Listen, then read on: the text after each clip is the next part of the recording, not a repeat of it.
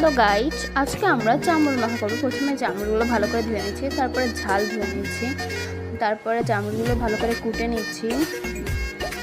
কুচি কুচি করবো না একেবারে। তারপরে তেঁতুলগুলো মুশকে নিচ্ছি ভালো করে ডলে, তারপরে নুন, তারপর ঝাল ডলছি। ঝালগুলো ভালো করে ডলে তারপর ঝালের গুঁড়ো আর নুন দিয়ে ভালো করে ডলে নিচ্ছি। তারপরে একসাথে মাখিয়ে নিচ্ছি